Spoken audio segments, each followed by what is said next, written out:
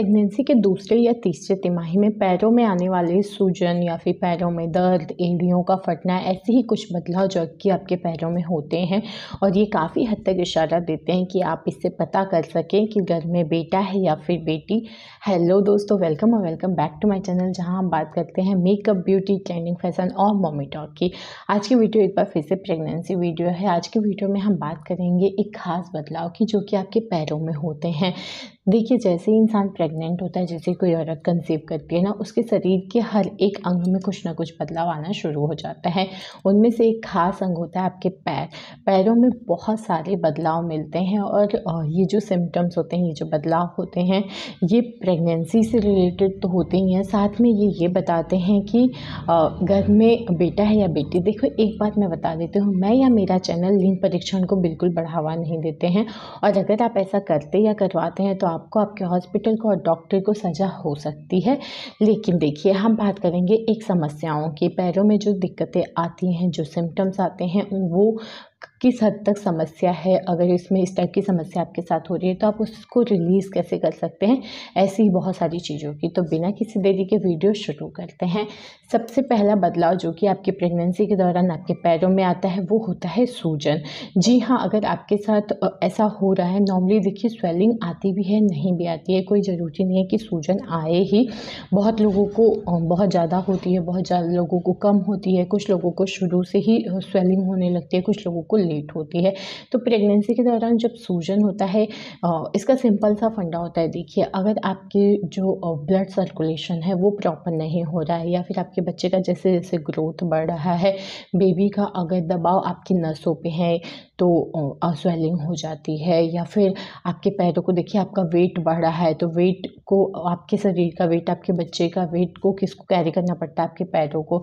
या फिर आपने बहुत ज़्यादा पैर को, बहुत देर तक आप बैठे रह गए, एक ही पोजीशन में हैं, या फिर बहुत देर तक आप खड़े रह गए, तो भी पैरों में स्वेलिंग आती है। तो इस टाइप की समस्याएं रहती है। पैरों में सूजन होती है तो पैरों में खुजली भी हो जाती है बहुत ज़्यादा, और चलने में भी दिक्कत होती है, क्योंकि प्रॉपर ऐसा लगता है बैलेंस ही नहीं बन रहा है पैरों में अगर स्वेलिंग होती है तो। सबसे पहले देखिए, अगर ये समस्या है आपके साथ तो आप 2-3 चीज़ें कर सकते हैं। पहली चीज़ है कि आप नमक वाले पानी में, गुनगुने पानी में आप बहुत देर नहीं, आपको 10 से 15 मिनट तक पैरों को रखना है, और उसके बाद आप बाहर निकालिए, तौलिए से पोंछ लीजिए और उस पर अच्छे से सरसों के तेल का मालिश कर दीजिए। तो पैरों की ये सूजन की समस्या काफ़ी हद तक रिमूव हो जाती है। थोड़ा बहुत देखिए रहेगा, प्रेगनेंसी है, हर किसी की प्रेगनेंसी में अलग अलग चीज़ें होती हैं। जैसे मेरे साथ था, मेरे पैरों में बहुत ज़्यादा स्वेलिंग थी। हाँ, रात को सो जाती थी या मालिश वगैरह कर लेती थी तो 19-20 का फ़र्क होता था, बहुत ज़्यादा अंतर नहीं होता था, लेकिन हाँ, रिलैक्स हो जाते थे। तो आप ये कर सकते हो।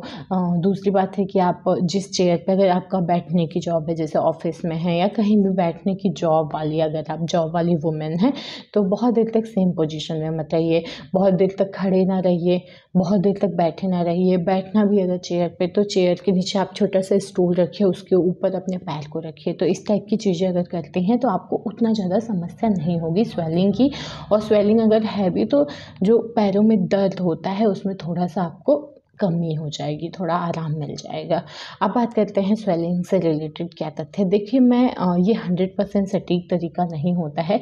ये वो चीज़ें हैं जो कि समाज में हैं और लोग बात करते हैं, तो बस मैं उसी चीज़ को आपको बताती हूँ। बाकी ये कोई 100% तरीका नहीं होता है जानने का लिंग के बारे में। और लिंग के बारे में आपको कोई डॉक्टर ही बताते हैं, लेकिन डॉक्टर भी ऑब्वियस सी बात है बैन है हमारे देश में, तो कोई बताएगा नहीं। बट एक नॉर्मल सी बात हम करेंगे। ऐसा माना जाता है कि प्रेगनेंसी के दौरान अगर आपके पैरों में सूजन शुरू से है और बहुत ज़्यादा है, तो कहते हैं ये एक लड़की होने की तरफ इशारा करता है। स्वेलिंग का मतलब, आपको अगर अपने चप्पल का साइज़ 3-4 साइज अप हो जा रहा है, बहुत ज़्यादा स्वेलिंग है, तो लड़की होने की तरफ इशारा करता है। वहीं अगर स्वेलिंग 19-20 का है, बहुत ज़्यादा सूजन आपके पैरों में नहीं दिख रहा है, बहुत ज़्यादा अंतर नहीं आया है, तो ये एक लड़का होने की तरफ इशारा करता है। तो इस तरीके से भी आप अनुमान लगा सकते हैं, लेकिन ये 100% सटीक तरीका नहीं होता है।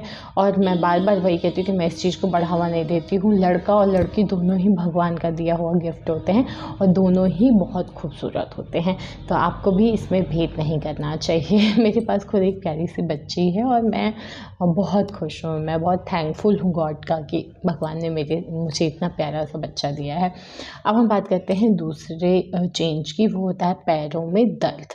देखिए, पैरों में दर्द होना, एड़ियों में दर्द होना, ये भी एक बहुत ही आम समस्या है। वैसे तो पूरे प्रेगनेंसी के दौरान बेटा हो या बेटी हो, आपके पैरों में दर्द रहेगा।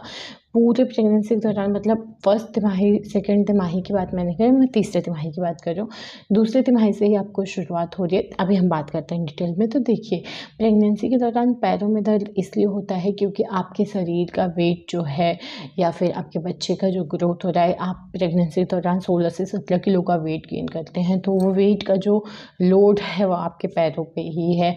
प्लस अगर स्वेलिंग है तो आपके पैरों में दर्द रहेगा। तो इस टाइप की समस्याएं रहेंगी। तो हम देखिए, वही चीज़ कहेंगे कि अगर दर्द है, दर्द की गोली नहीं लेना है, दवाई अपने मन से मत खाइए, डॉक्टर से ज़रूर बात कर लीजिए अगर बहुत ज़्यादा दर्द है।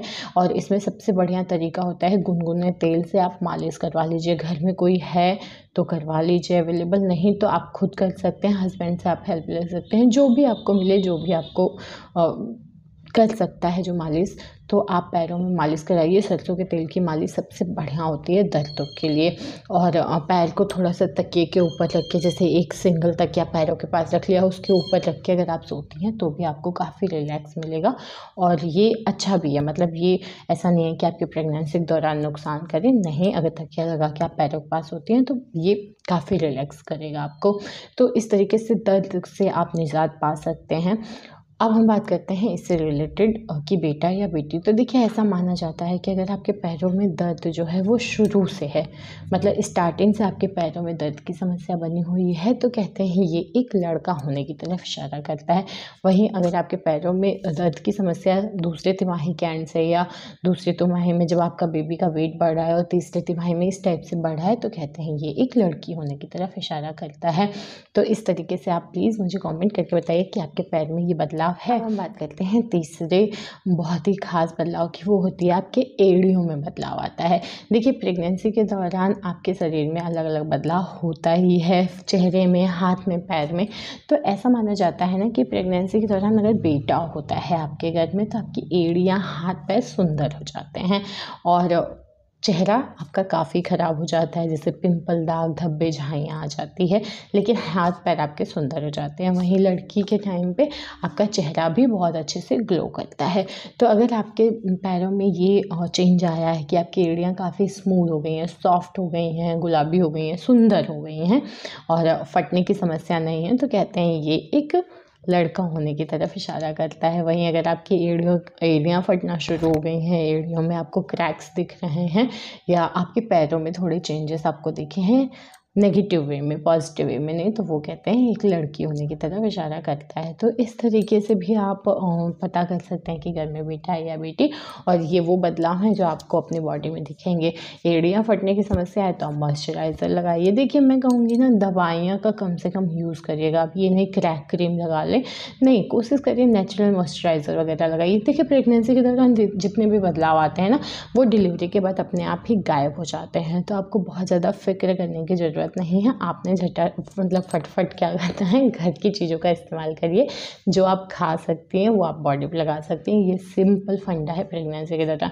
जैसे नारियल तेल आप खा सकते हैं, आप लगा सकते हैं। सरसों का तेल आप खा सकते हैं, वो लगा सकते हैं। तो इस टाइप की चीज़ें ही आप यूज़ करती हैं। नेचुरल मॉइस्चराइज़र का यूज़ करिए। तो ये थे कुछ खास बदलाव जो कि आपको प्रेगनेंसी के दौरान अपने पैरों में दिखेंगे।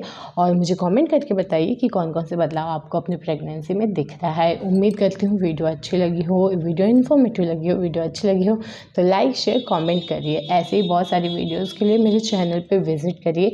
चैनल अच्छा लगे तो सब्सक्राइब कर लीजिए। मिलते हैं नेक्स्ट वीडियो में, तब तक के लिए बाय।